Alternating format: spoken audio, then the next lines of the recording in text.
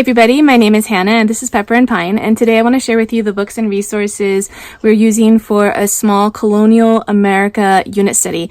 And this unit study is for my 13-year-old son and my 8-year-old daughter, and we only intend to do this for about 1 to 2 weeks. And so I'm showing you all of the resources that we'd like to use, but chances are we're not going to get through everything, and some of these books we're only going to use parts of them for this unit. Alright, so let's get started. I've got some books, I've got some projects, I've got some games, and I'm also going to tell you how we're going to show the learning for this unit, because we have a main lesson book, and also because my son's a little bit older, I have some assigned reading for him, which is a little bit new for these kinds of units. So the first thing I want to show you is this CD. It's called Colonial America. These are spirited sounds from across the sea to the shores of the new land. We really like this one. It's actually in our CD player right now, and we had this CD the last time we did this unit, and it was a really great addition. I really loved it. It was a great find for us. It added just nice ambiance to the unit. We would just play it in the morning when we started our school, and it just was like a nice way to kind of have some parameters around our unit that made it feel cozy. So really loved it. That's actually something else I wanted to share with you. Generally, we do our history units in the winter. It's a nice cozy time for us to curl up with all of these great books and spend a lot of time reading and doing projects. But this time around, this unit is at the start of the year, which actually has its perks as well, since it's in the fall, and there are a lot of things that we can do that for this unit that complement fall activities as well as pilgrims and colonial times. It kind of all works together well. So it's not a typical time that we do our history units, but it is working out well with this season. We also have this one called History Songs. This is by Audio Memory Publishing. Do really like the materials that they have. They have a lot of math songs as well. These from the CDs from Audio Memory really worked well with my first two kids. My second two kids don't seem as interested in these, but since we've already had them in our homeschool for, over 10 years, I thought I'd pull them out. They may work well, they may not, but I'm still gonna have them available and try them out. It's just that some material just doesn't work the same with different children. American History Stories. This is new for this unit, and I believe the last time we did this unit, but not before. We're not going to be reading this whole entire book. This starts, I think, with explorers. We just jumped to the part about the Mayflower, and then we'll read it through. This is a read aloud that I'm doing with both of my children. It's a really easy read.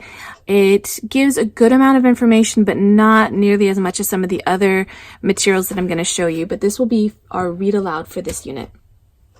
Colonial America.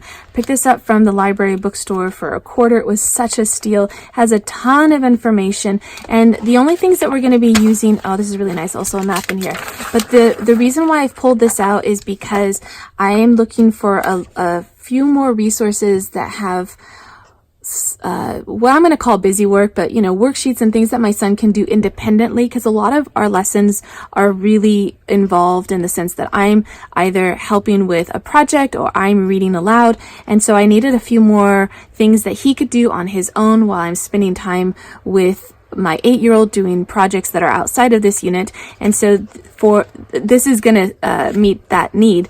I'm just going to photocopy these worksheets out of the book so that we can use this again in the future. You Wouldn't Want to Be an American Colonist. I really like the You Wouldn't Want to Be books.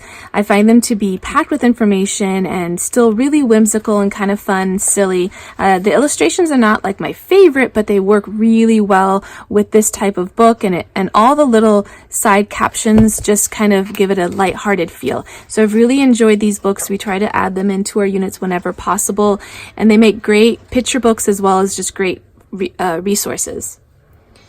The New Americans Colonial Times, 1620 to 1689. We used this the last time we did this unit, and I really loved these resources. So I went ahead and I tried to find as many as I could from the same author and within the series. And they're just really informative. I love the illustrations. These illustrations have been inspiration for either chalk drawings or for drawings in my son's main lesson book, so I'm really eager to use this one again. Don't know much about the Pilgrims. This one I kind of debated whether to pull from our bookshelf. I left about half the books on the bookshelf and pretty much all of the historical fiction. So I don't have any historical fiction here, even though I have a ton of historical fiction that would work for this unit.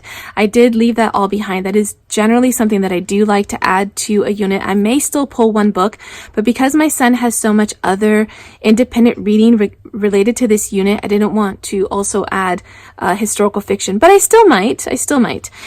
This book I almost left on the bookshelf just because I've got other books that relate to this, the Mayflower and colonial times, and I didn't want to have too much repetition, so I might just choose certain sections in this book to read and still have it around, but I may not get to it as much as I think I might.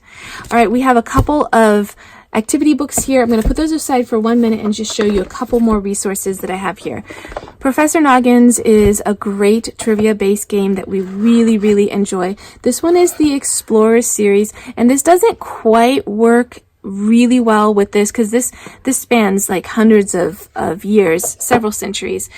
But I did pull it because, well, actually my son asked for it. He requested it. We do have the American Revolution Professor Noggins game, and I'm going to show that in a separate video for our Revolutionary Times unit study, which will be a small one that follows this one.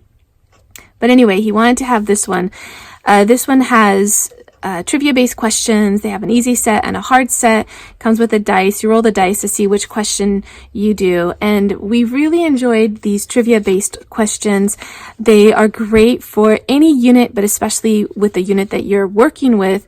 We like to play this throughout the unit, and as we learn more information from our unit, we get better and better at being able to answer the questions. And by the end of the unit, sometimes we challenge ourselves with the harder questions. So it's a really great way to keep the learning alive throughout the unit and throughout the year. And also it's a great morning or opening activity, kind of gets you in gear for the lesson. So really enjoy adding games, especially that one, to our units. The Pilgrims of Plymouth. This is a picture book that's a little bit lengthy. This is another one that I kind of hesitated on bringing into the unit. I wasn't sure if we were going to have time for it. I'm going to keep it here just in case we do have time for it. Otherwise, this might be one that we pass on. When putting together our history units, I do like to have a variety of resources, from nonfiction books to picture books to historical fiction to activity books and projects. And so in this case, since we have a lot of repetition and not a lot of time to get through everything, there are some things that we're just not going to get to. This book is called The Mayflower 1620, A New Look at a Pilgrim Voyage. This one's unique in the sense that you've got like these photographs that were taken from a reenactment of the Mayflower, and it's kind of nice to see these pictures. Generally, I like illustrations over photographs, but I think in some cases it's important to have the photographs, even though these are not from that time period. And then if the information is really thorough for this book, probably a little bit too much in depth for our small unit. I think if we were doing a full-size unit, we would read this definitely cover to cover and do a lot more projects related to this. But I'm still going to have this on hand because we are going to spend a lot of time focusing on the Mayflower, the first colonists, the Pilgrims, just that whole time period. We're going to spend a lot more time talking about that versus the next 100 years or so. I've got a separate unit to go into the explorers and the Western movement and Lewis and Clark. So we're going to have kind of 3 different small history units all related to American history. Okay, let me show you one more game. This one is called American Trivia board game. We actually have not used this game nearly as much, and it's a fun game. It is also trivia based, and so you do need to have some information or some knowledge so that the game is more enjoyable. Otherwise, it can be a little bit frustrating. The reason why we don't end up playing this game as much as our Professor Noggins game is that this one also, it's more lengthy. You've got game pieces, you have a game board. Let me show you the game board. And it takes more time. It's a little different than the Professor Noggins game. Let me show you this really beautiful board game. So you could definitely say we're just going to play for 15 minutes and then see how many cards you get right or how far around the board you get. But I find it's a little bit easier to control the time playing the Professor Noggins game, even though it's also trivia based. Just, pull out maybe 5 cards each and do it that way, versus playing a game like this where you feel a little more invested in spending a good 45 minutes playing the game. And the other thing is that these questions are they're divided up into 3 different categories: geology, history, and I don't know what the last one stands for. And so the thing is that because it's going to span several hundred years, I find that this is going to be a little bit more challenging to do than the Professor Noggins game. But we definitely want to pull this out and play it with this unit because we don't typically play this game any other time. And so it hasn't really gotten played a lot in our homeschool, which is too bad because we really do like it. Let me show you my son's assigned reading before I go into our project books. I've got 2 books for him and they are really, really lengthy. And that's why I didn't want to add a historical fiction, but I do want to show you a couple of options for historical fiction in case you want to add that to your unit. So we have The World of Captain John Smith, and we have read this one previously. I don't think we got through the whole book, but I can't remember.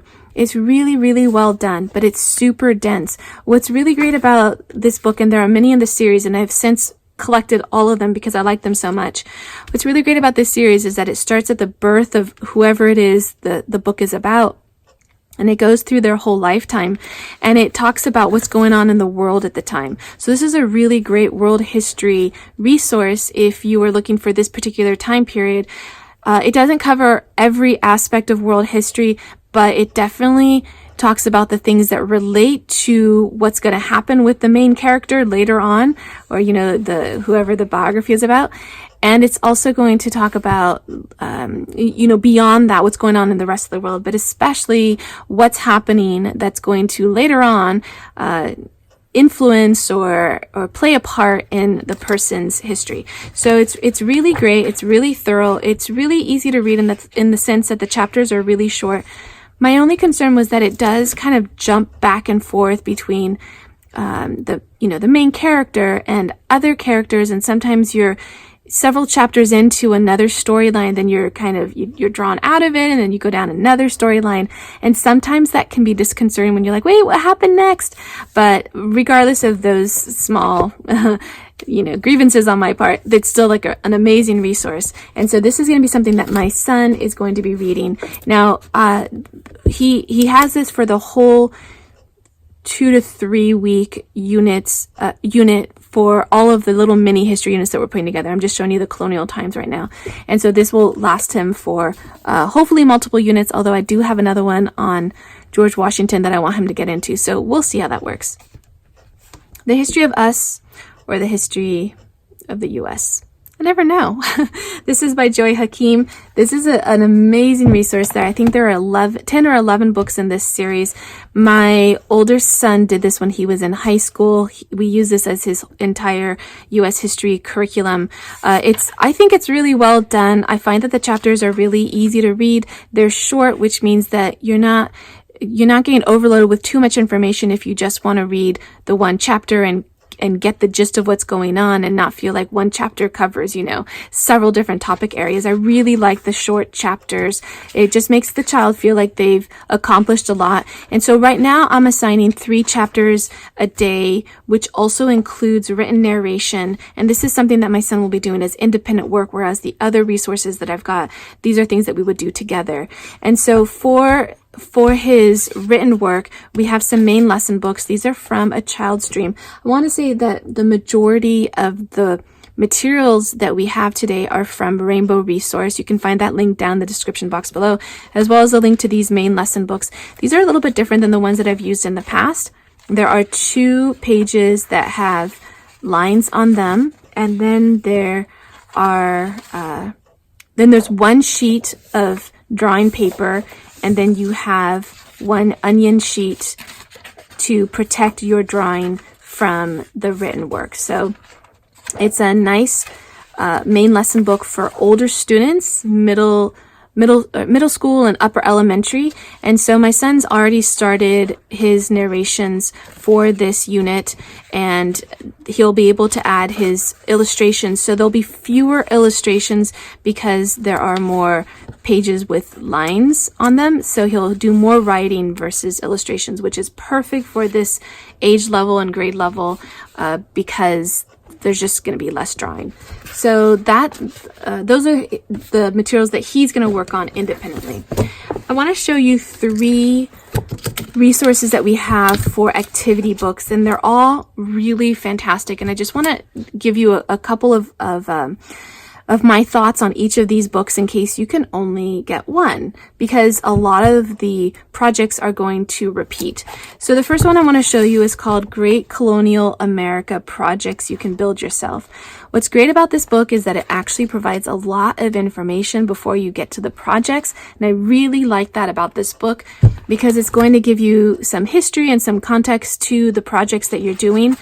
But this makes it a more lengthy resource if you actually want to read through the different content. We have in the past, and I don't intend to do it this time around, and I'm not going to be using any projects from this book that aren't in other books. So we pretty much won't be using this one. We will be doing our candle dipping, but I know that that's in some of these other books as well.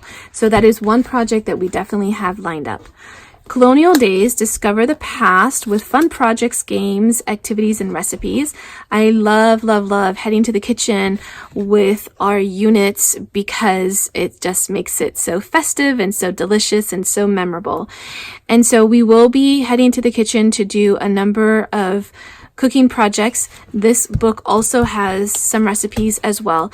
This book is divided up through the seasons, which is a great way to do a book like this because the projects and activities, especially in colonial times, it was probably marked by the different seasons. Candle dipping probably came, I'm guessing, in the fall before the winter when you would need the candles, and probably the, making cheese was, before the winter as well, or, I actually don't really know, but there's significance to when these different projects would be done based on the seasons. Again, we're probably not going to use this book too much. We did use this book a lot in the past. You can see there's also dipping candles in this book, and I've flagged a lot of the pages that we did projects from this book.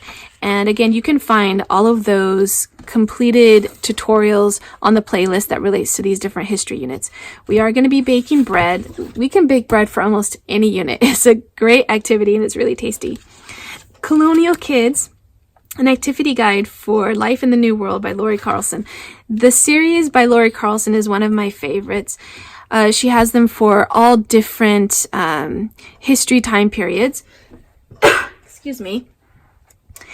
And what I like about these books is that the projects are super simple, slightly crafty in the sense that they, depending on the materials that you use, they could be really disposable crafts, which I'm not super crazy about. So when we do our projects, I try to use higher quality materials so that we can hold on to these projects a little bit longer, or we try to use materials that can easily be recycled or recyclable material that we've already used that we can then use for our projects, just because some things just end up being 5-minute projects that they're not that great and then you end up tossing them. So I like to use I've gotten a lot of inspiration from these books. I just tend to take them up a notch. So we're definitely heading to the kitchen for a lot of cooking projects related to this unit. We're going to do a whole kind of colonial feast. We're going to be doing some pumpkin desserts, some pumpkin pie, apple pie, those kinds of things, caramel apples, some things that have been commercialized and are maybe not super authentic, but for me, it's the spirit of the activity that's really important, sometimes more than the authenticity of the materials that we use. And that's just a personal opinion for me. It's just that the kids get so much out of those experiences that are so memorable and so educational that sometimes taking some liberties with authenticity is okay by me. Okay, so if you could only get one, I would still highly recommend the Colonial Kids for an activity book. And if you could only get one, that would meet multiple needs, then I would say Great Colonial America Projects is a great option because it has a lot more content, but it has a lot less projects, and some of the projects are a lot more involved. So we've done some that are like super involved, that it is not for the beginner crafter and project maker, but nonetheless some really authentic projects in here. And then this one is still like a really valuable resource. I just did not, I like the other ones a little bit better, but not for any, huge particular reason. Okay, so for our projects for this unit, we're going to be dipping candles, heading to the kitchen, and we're going to be working on our loom. Now this one is a lap loom, but we're actually not going to use this one. It comes with the materials that you need in order to do your weaving, but we're going to do something a little bit different, and I've got all of my supplies ready to go here. We're actually going to use this really sturdy chipboard to make our own loom. So we're going to make a DIY loom, and this one's going to be a little bit different because we're going to be weaving on the front and on the back, and the bottom is going to be woven in a way that once we remove the cardboard, we'll end up with a bag. So rather than just weaving a flat piece of cloth, we're going to end up with a bag by the time we're done, and that's what my son requested. I'm still gonna do the loom for my 8-year-old daughter so that she can practice, but I may use larger yarn for her so that she can get through the process a little bit faster. This yarn is the yarn that is recommended by the same company that makes the loom, and it comes in these different packs that just beautiful color assortment. The materials were from a Child's Dream. The loom was a hand-me-down, so I'm not sure where my friend purchased the loom to begin with. So my son decided to go with some natural colors for his bag so that it's a little bit more authentic with the time period. And I believe this is enough to make it, but I'm not actually quite sure. So if we run out of materials, I'm just going to draw from our own supplies. So that's going to be one of the major projects for this unit, as well as a project that my son is currently working on, which is knitting a pair of socks. And so that's going to work really well for all of these different history time periods. And so we're going to include that as well. The last thing I want to show you before I show you some historical fiction options is how I'm lesson planning for this unit. And it's more of just basically a list of all of the materials or books that we want to use for this unit and the different projects and recipes that we want to do. And we're just going to go through this and spend a good 1.5 to 2 hours every day working towards doing as much as we can for this unit, and whatever we get through, and whatever we don't, it's okay. It's just a matter of having everything available for us so that we can work through it and not, just spending a lot of time not knowing what to do. It's just we have a list of books, we have projects, and whatever time we have free, we're going to just kind of fit that into the day so that we can get through as many of these things as possible. So I grabbed one historical fiction that would work really well with this unit, especially the first story. It's from the year 1620 to 1765. So there are 4 stories. And so the first one is about the Mayflower and just coming to America. And it's a historical fiction, and it's really well done, really easy to read. And we did do this the last time we did this unit. And this would be a great historical fiction that you could assign or that you could read aloud. I'm not going to be assigning this particular book this time around to my son, but this would make a great read aloud for my 8-year-old daughter. But because we have so many other resources and just not enough time, I'm going to forego this one this time. But we did read this last time. My son did read this entire book, and I was asking him, I was asking him about it and how he liked it, and he couldn't remember. It was so many years ago. So anyway, that would make a great historical fiction. And I want to show you one last thing that I pulled out when I was getting that book. It's the first coinage, historical replica coins from 1616 to 1688. And I wish there was a way to, I might have to destroy this to open it up. I really want to have, be able to have the children feel these. These are replica coins, historical coins from this time period. And it's just nice to have some, these kinds of materials available for the children when we're doing a unit like this. Don't forget that there is a blog post that accompanies this video with all the information about the different projects that we're doing and books and resources and links to all the different tutorials. That link is down in the description box below. And if you want to see how our homeschool is progressing on a daily basis, don't forget that you can find me on Instagram at Pepper and Pine.